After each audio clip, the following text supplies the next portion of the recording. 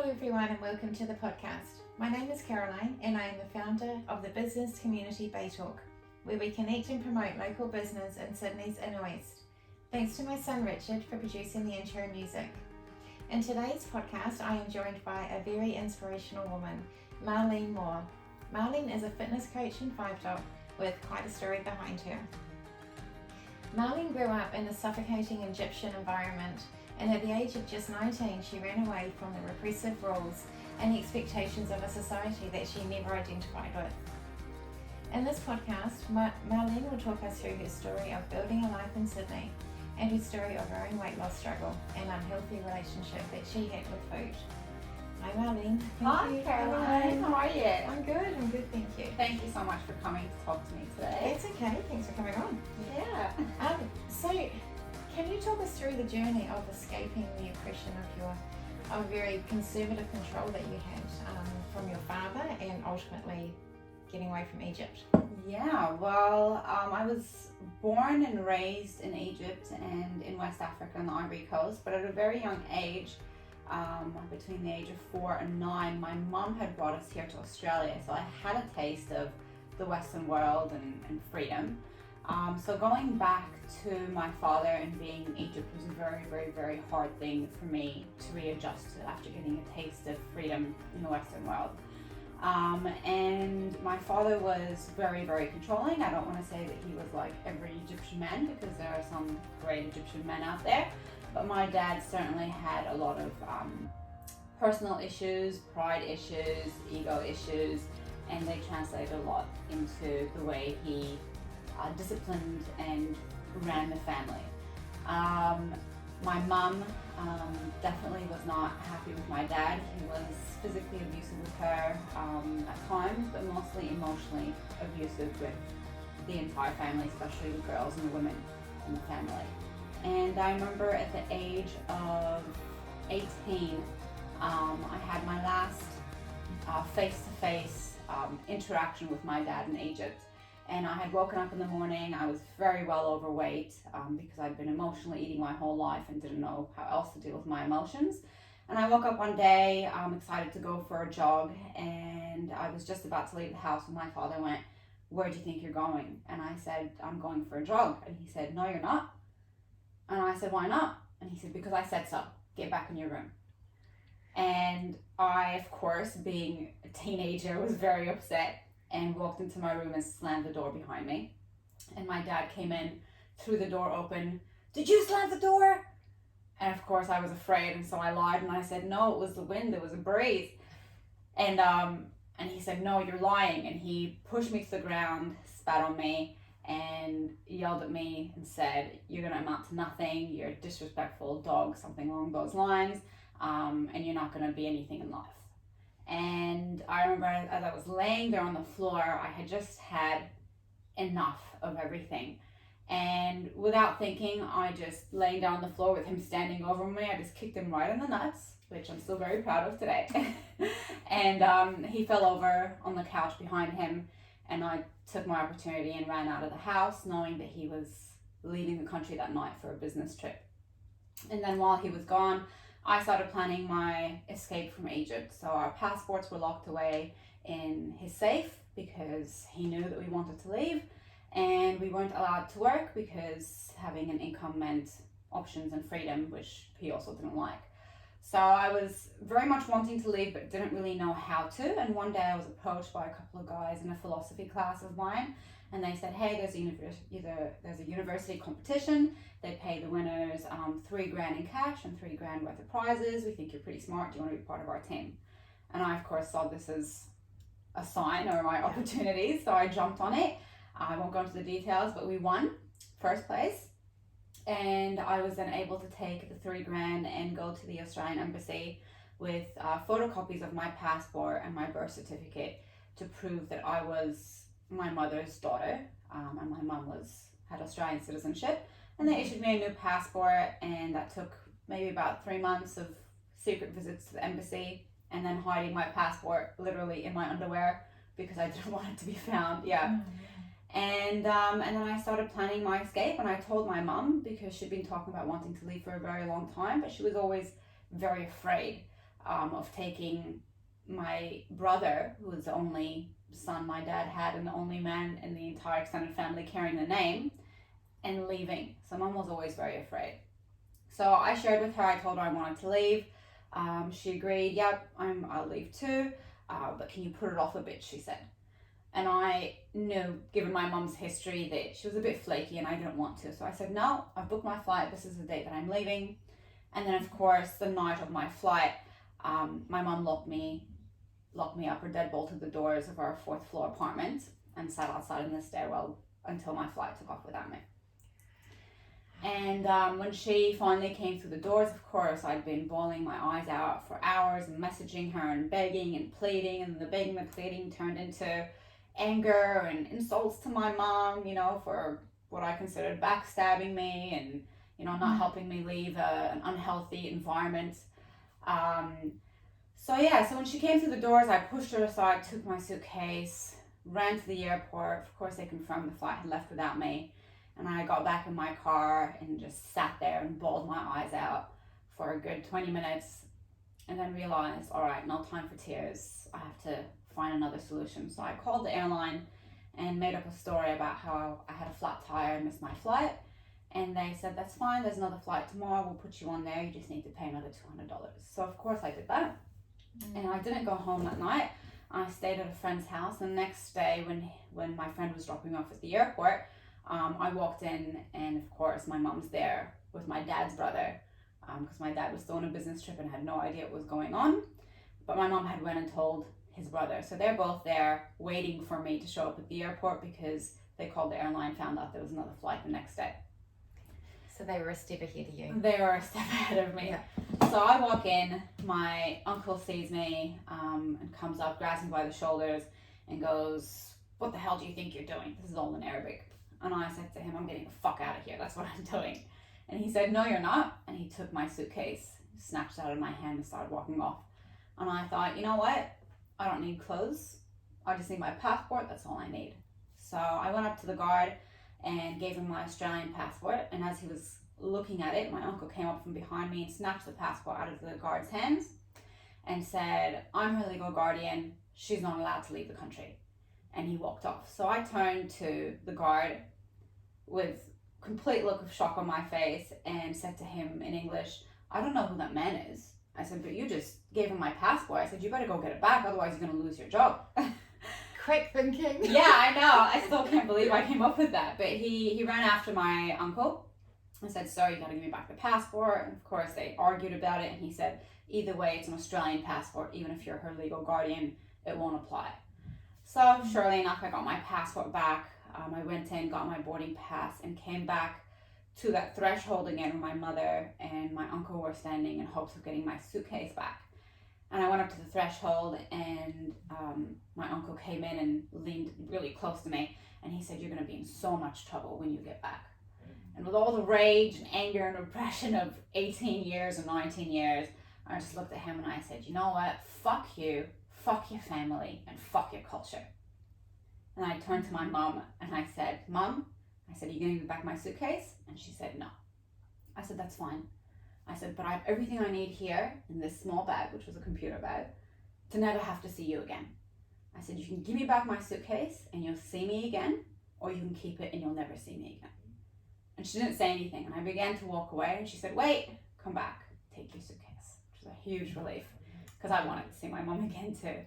So, so I got my suitcase and of course I was shaking and eventually made it here to Australia. And I'm very happy to say that it was a tough, 6 months. I cried myself to sleep every night the first 6 months, not knowing anyone here and feeling really alone. But I have the dream life that I've always dreamt of now. And I'm so happy. Yeah. So when did you realize, you talk about the unhealthy relationship with food. When did you realize that you had an unhealthy relationship with food and that you used food for comfort? At what stage did you realize that?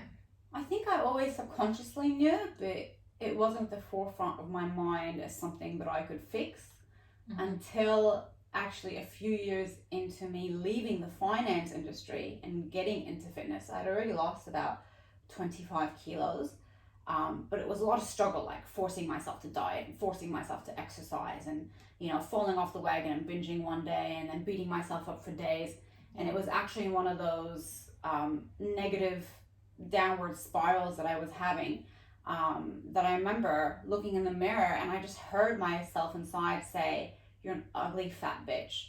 And yeah, and hearing that and remembering that my dad used to call me very similar things, that was the massive epiphany that I had of, I'm talking to myself the way my dad used to talk to me. And I didn't run away from Egypt and the culture and the family just so that I can keep talking to myself this way. Yeah. And that's when I realized, and I cried a lot at the moment as well, when I realized I don't love myself, and I wasn't taught how to love myself.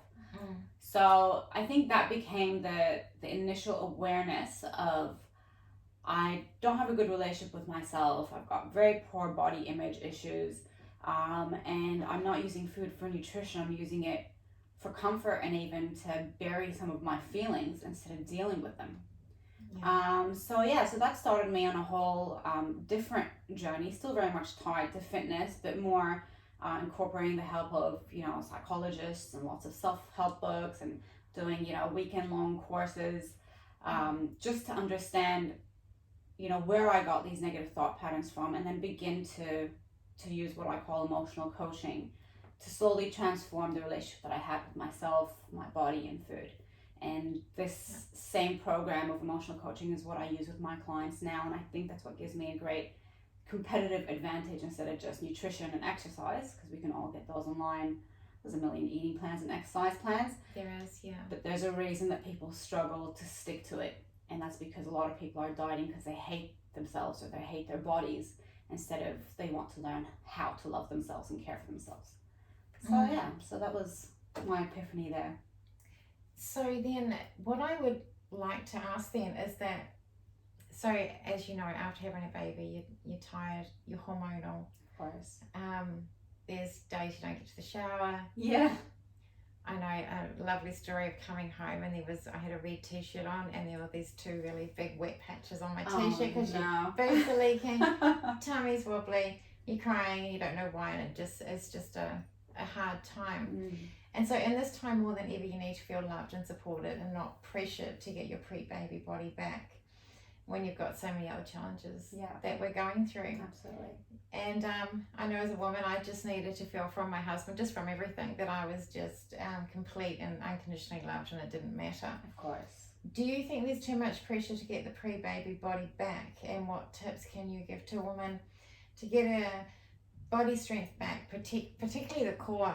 How do we get our core strength back? So that's the physical side of the core, but how do we get our strength back emotionally? Well, I'm very big on changing the way that women are expected to live their lives, and I think for a long time we're expected, to achieve the ultimate goal of becoming a wife and mother, and then that sort of dominates our personality to the exclusion of everything else.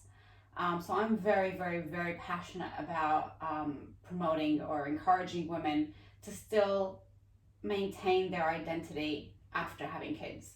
And I think part of our identity is very much tied to our image, right? Or what we see when we look in the mirror. So I think absolutely you need to be very realistic about, all right, I just made another human being and squeezed it out of my hoo-ha. And the baby that's come out is maybe 3 or 4 kilos, but you've probably put on about 15 kilos. So you're not going to lose the weight right away. I'd say definitely give it, 6 to 12 months. But I don't think there's anything wrong with setting goals for yourself as part of self-care and as part of protecting and maintaining the identity. So I see a lot of women get pregnant and quit the gym while they're pregnant because, it becomes, oh, well, I'm pregnant now. What a great excuse to not have to exercise. But how much harder will it be later to try to get back on the wagon if you stop during your pregnancy? So I highly recommend that women always stay active throughout their pregnancy. So if you're planning on getting pregnant, I'd say start exercising before so that it's not a shock to the body when you get pregnant. So that's a general rule that doctors give. Okay. If you were training before, you can keep training during. Yeah. And if you're training during, you can keep training like a week or two after you have the baby.